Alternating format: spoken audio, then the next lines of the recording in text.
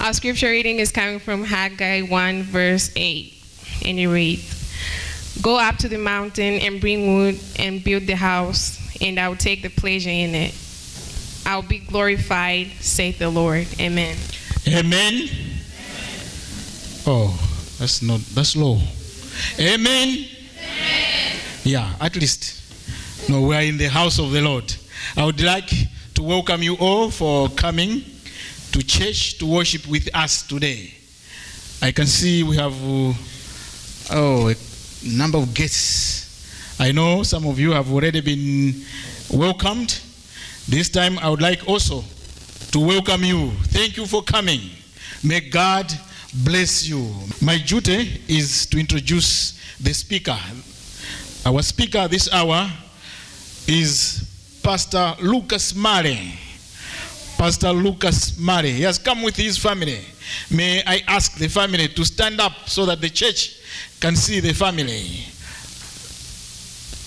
Yeah. What does the church say? Amen. Amen. No, Pastor Marley, we welcome you. He comes from Papua New Guinea. You know, when I was growing up, we used to listen to missionary stories from Papua New Guinea. We thought it's another new universe. But I'm glad we have a connection now from somebody from Papua New Guinea. He is in Andrews studying. And after the song, it will be Pastor Lucas Marley. Amen. We love you, Lord. We adore you, Lord. We lay our lives before your throne. We love you, Lord. We adore you, Lord. We lay our lives before your throne.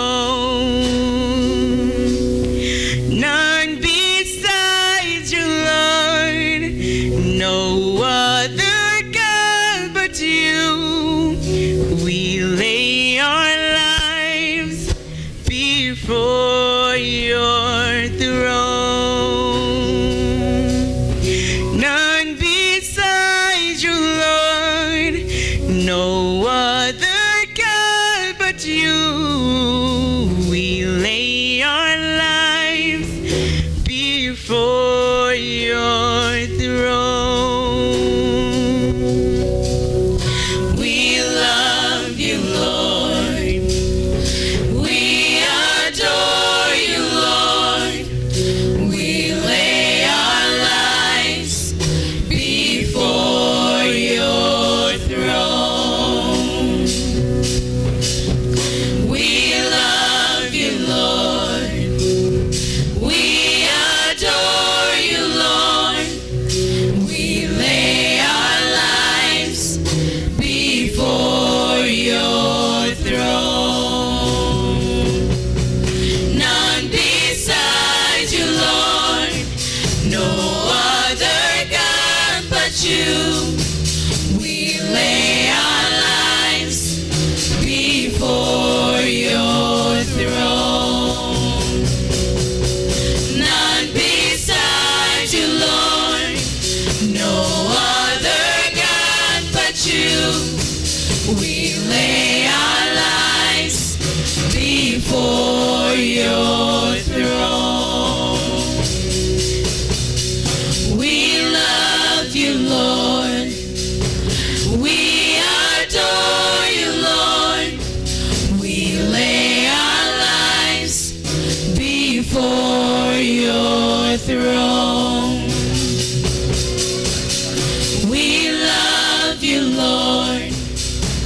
We adore you, Lord. We lay our lives before your throne. None besides you, Lord. No other God but you. We lay our lives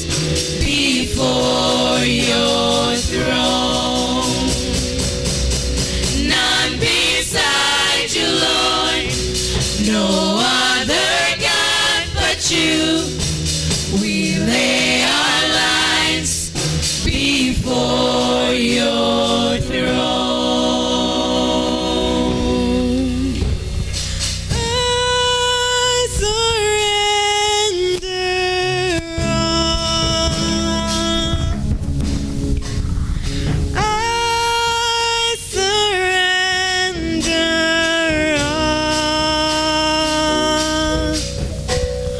all to thee, my blessed Savior. I surrender all. I surrender all. I surrender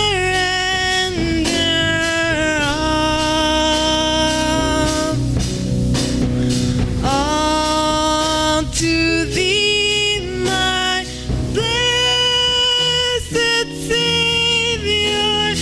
I surrender all. I surrender all. I surrender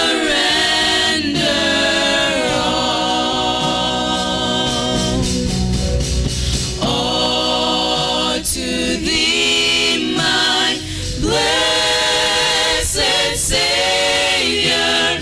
I surrender all.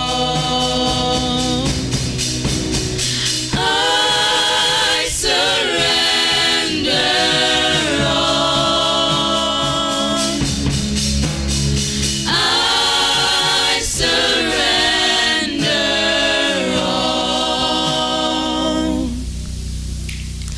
all to thee, my blessed Savior.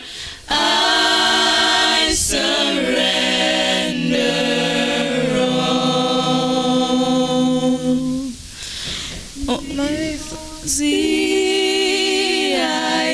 Ziaichota infantenda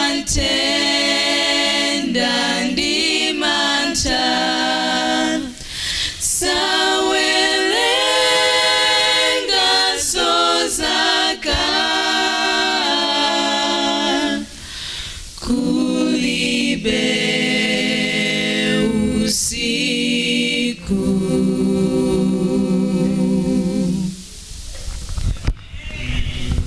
Happy Sabbath, church.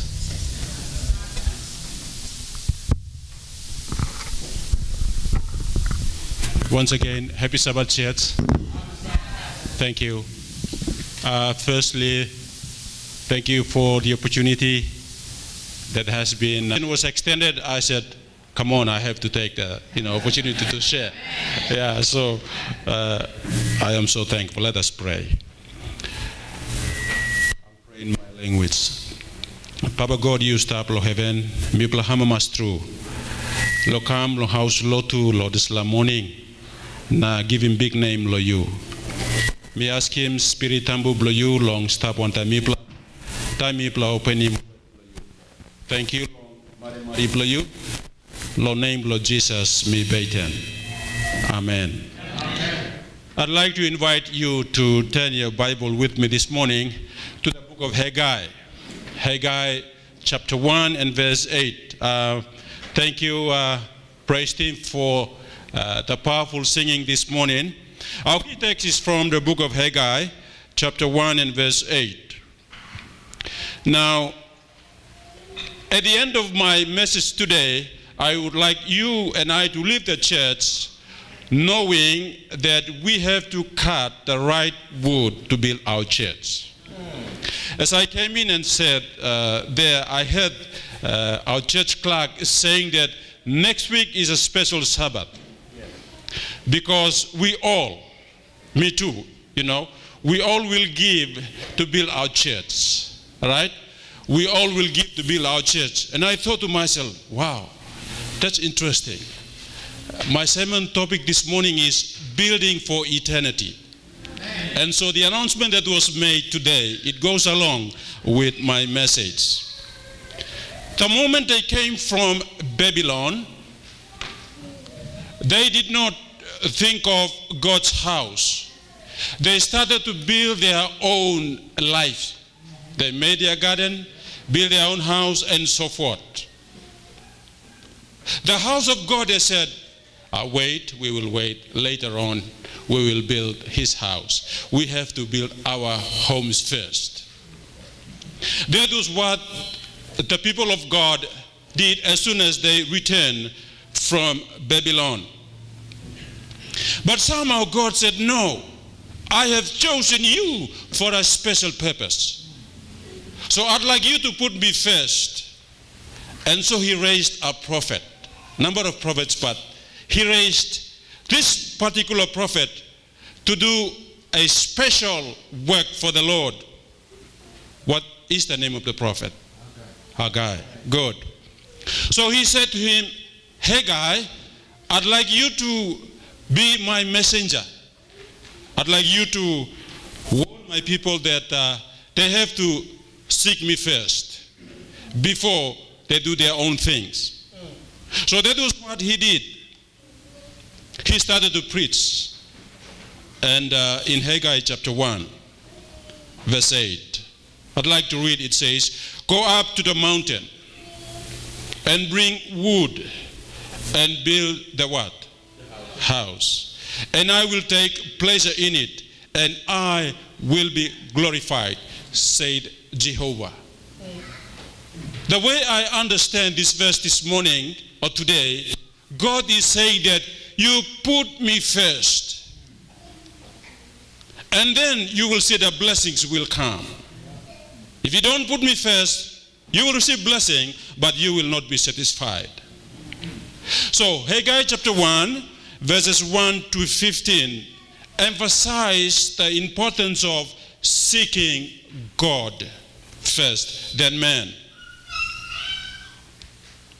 When you look at the other prophets, and even when you look at the lives of the people of God, the moment they decided to put God, second, third, or last, their lives were not good.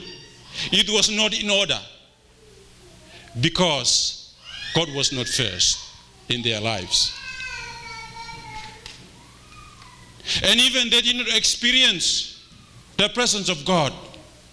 They did not see him. Maybe they saw, we all come from animistic, society. Maybe they saw some other gods, their faces and signs. But God, Jehovah, they did not see him. Yes, the men of God went around preaching. But the people said, no, we have to build our own houses first. We have to do our own things first before we will think of God. They waited. So they built their own house. They made their own garden. When you see chapter 1 and chapter 2, you will find what happened to the people. They went out, brought in. After a day or two, they had nothing to eat. Went out, harvest, went out and sell. When they got the money, it's like their pockets, had hole. There was no blessing.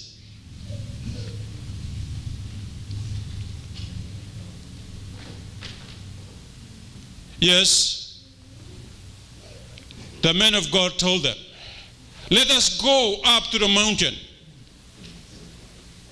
and cut the wood, cut the right one, to build God's house, so that God's presence will be seen and will be experienced, so that God will take the right position in our lives, within the family and within the community. In the book of Psalms 11 verse 3, it says, If the foundations be destroyed, what can the righteous do? This is a question being asked. If the foundation is being destroyed, what can the righteous do? And this morning, I'd like to reflect with you, as I have said, 4 points before we will close. Matthew chapter 7 and verse 24 says, everyone therefore that heareth these words of mine and doeth them shall be like unto a wise man who built his house upon the rock. And the rain descended, and the floods came, and the winds blew and beat against it. Verse 26. And everyone that heareth these words of mine and doeth them not shall be like unto a foolish man who built his house upon the sand. And the rain descended, and the floods came, and the winds blew and smote upon the house, and it fell. And great was the fall thereof.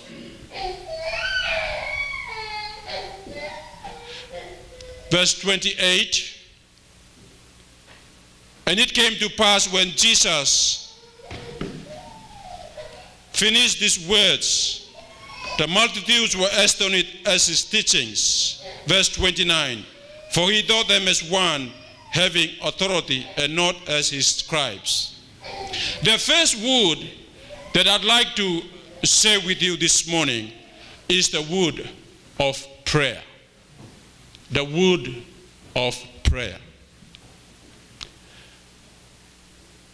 In the book of Daniel chapter 6 and verse 10, we see Daniel's experience. When Daniel knew that the writing was signed, he went into his house. Now his windows were open in his chamber toward where? Are you with me? Jerusalem. And he knelt upon his knees 3 times a day and prayed and gave thanks before his God as he did aforetime. In the book of Mark chapter 1 and verse 35, it says, in the morning, a great while before day, he rose up and went out and departed into a desert place, and there he prayed. So we see Daniel here, part of his experience in his life.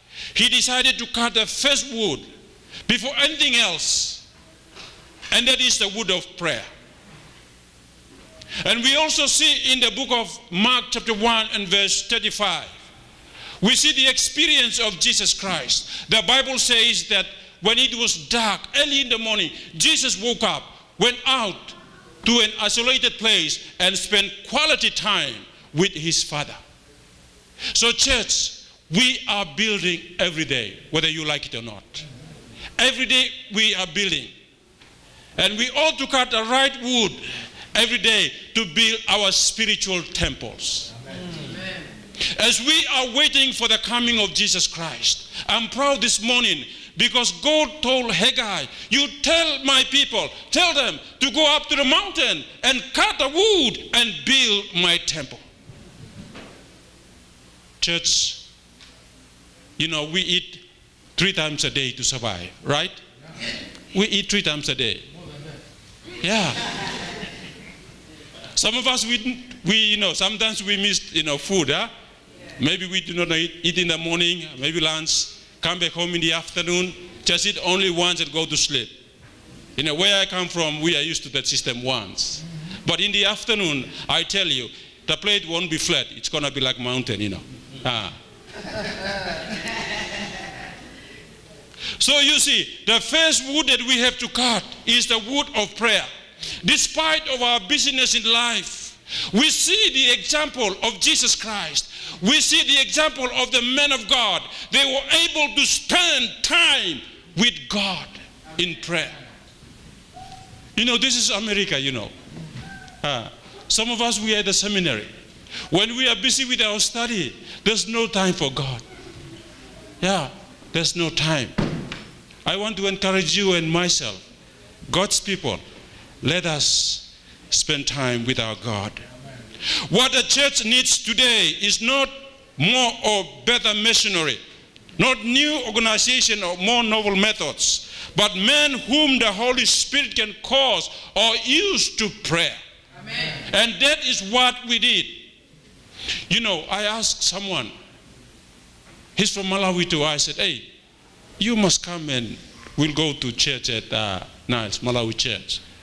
And he said, no, I will not come. I have my own reasons. I said, fine, sir. But you see, when we pray, the Lord is going to move. Lord is going to move. My favorite writer, this is what she said. Cultivate a habit of talking with the Savior when you are alone, when you are walking, when you are busy with your daily labor. Let the heart be continually lifted up in silent petition for help, for light, for strength, for knowledge. Let every breath be a prayer. Amen? Amen. God wants us to cut the first wood today to build our church. And the first wood is the life of prayer. The second word that I'd like to share with you is John chapter 5 and verse 39. It reads, you search the scriptures because you think that in them you have what? Eternal life. And these are they which bear witness of me. And in Luke 15 verse 9 it says, and when she had found it, she called together her friends and neighbors, saying, rejoice with me, for I have found the peace which I had lost. And Psalms 119 verse 105. Thy word is a what? Lamp unto my feet and a light unto my path. Would to church is to search the word. We need to open the word of God. You know, I borrowed lesson from the PMC church. I think about 3 lessons I got. I would say here honestly that I never touched the lesson. I did not open it. I did not open the lesson to read. And even to find time to open this word, sometimes it's tough and it's challenging. But you know, we are living in the last days. In order for us to build our spiritual temple, we have to cut the right wood. And the second one is to search the word. Church, I believe we are living in the last days, and devil Satan is working so hard, trying all he could to take us to his side.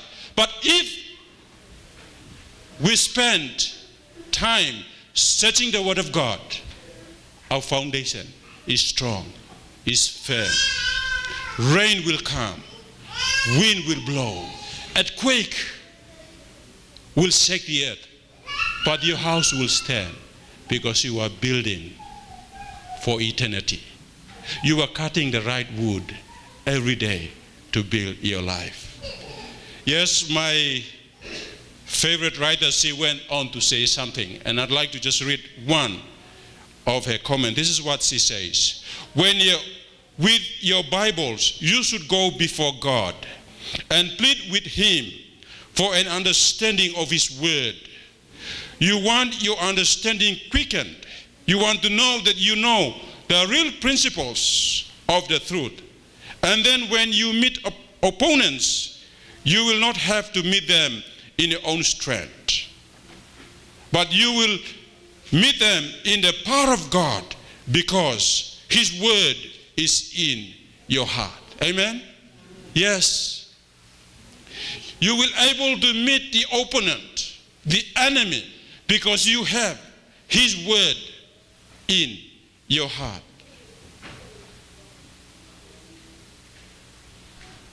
The third word that I'd like to share with you, and this is a challenge to all of us, I believe. Family worship is very important. Amen? Family worship. You know, sometimes After the class, I used to go back to Maplewood and tired, want to go straight to bed. And my son would say, "Hey, Dad, we didn't have evening worship yet." "Oh, I forgot." Okay. Thank you for reminding me. Or sometimes the other girl will say, "Hey, this morning we didn't have worship. What happened?" And my wife sometimes say to me, "Oh, priest, you forgot to play your role."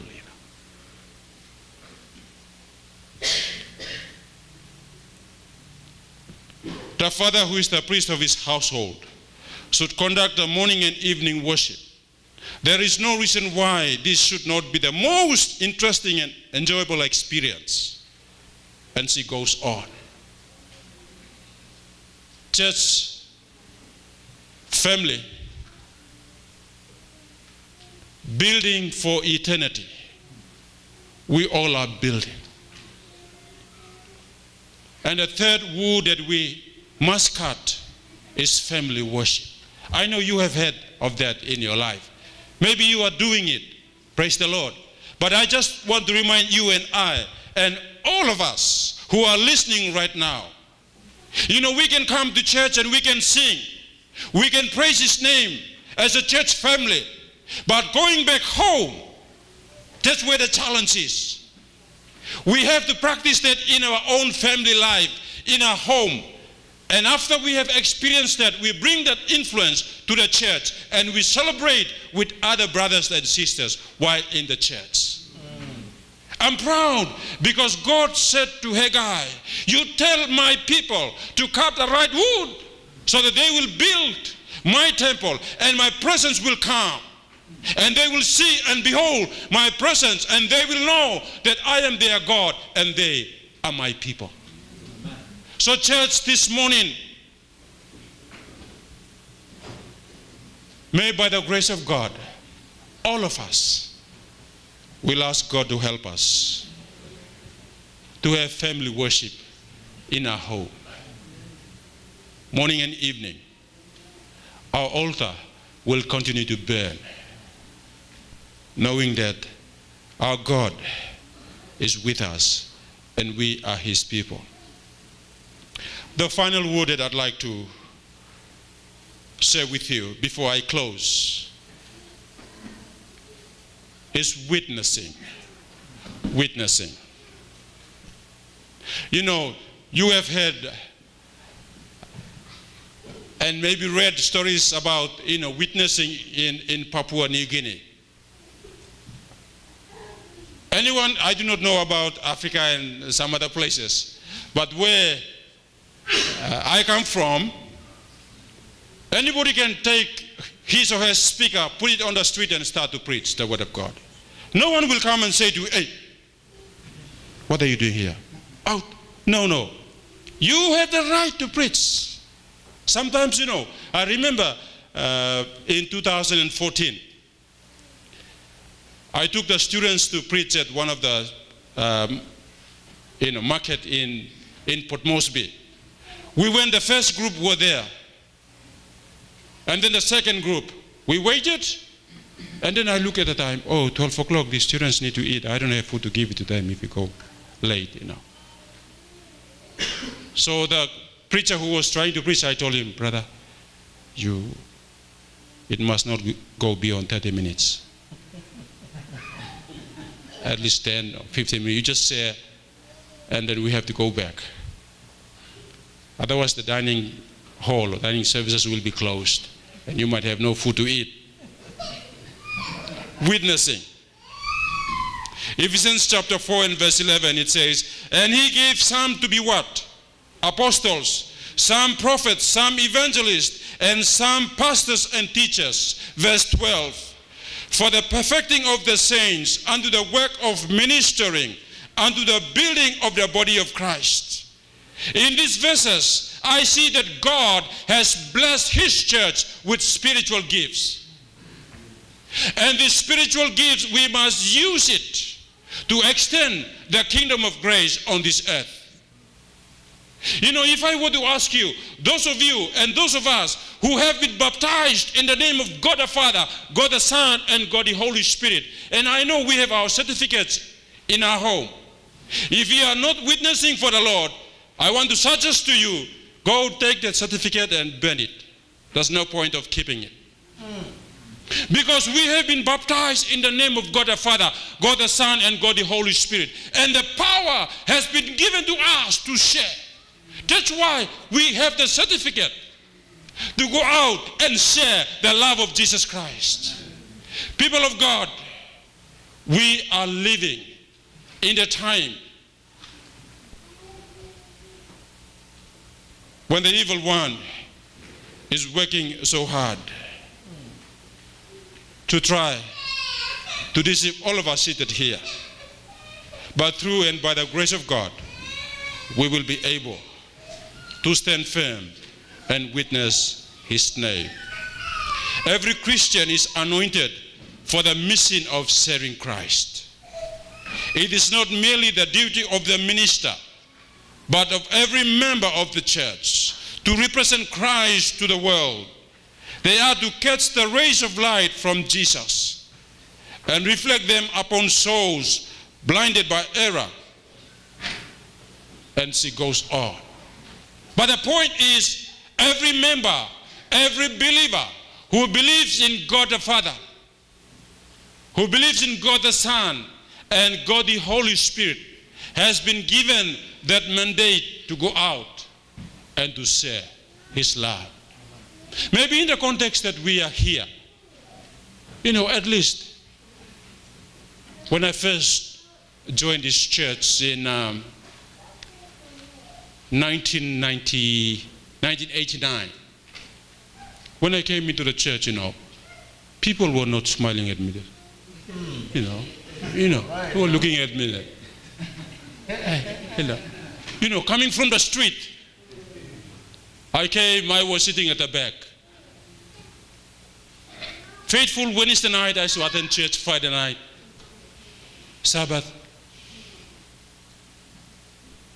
And I was thinking, hey, am I in the right place, or these people might eat me up, you know. I was scared, you know. In this setting that we are in, a smile is a powerful witness. Amen? Yeah. Amen. Hello? You want a drink? A handshake? Those cultures that accept handshake, you know. Amen. That's it. That is what the Lord wants us to do. That is one of the wood that we must cut to build for eternity. In closing, Haggai's message asks the people to be obedient in building the temple. Church, we are building each day, whether you realize it or not. Each day we are building. Some are building on the sand, while others are building on the rock. The foundation will be tested when disaster strikes. Hard to tell which one is building on the sand and which one is building on the rock. It's very hard to tell. Very hard to tell. But this morning, God wants us to cut these woods. First one, life of prayer. Study his word. Family worship. And witness his name. If we can do that faithfully, I know we are building for eternity. God bless us. Amen.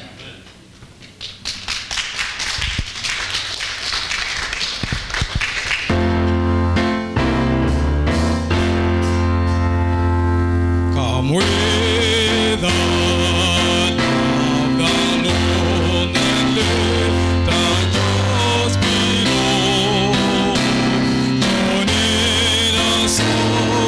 Sweet, join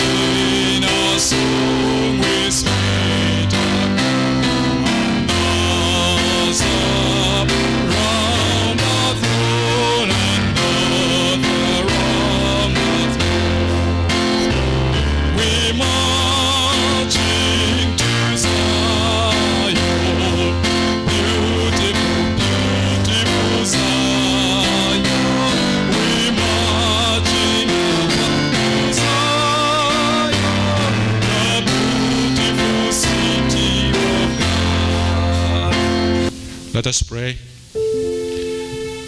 Great God, we want to praise your name today for the message that we have received from your word. Lord, your word says that we are building every day. We want to praise you for the message that was preached by your servant Haggai, Prophet Haggai. He challenged your people to cut the right wood so that they could build your house and that your presence would come down and dwell among them. In a similar way, Father, we are building every day. Help us to cut the right woods before your coming. The wood of prayer, the wood of Bible study, the wood of family worship, and the wood of witnessing. When we do that, we are ready. When you come the second time, it is our earnest prayer, Father, to be with you in the kingdom made new. Thank you, Lord. We love you.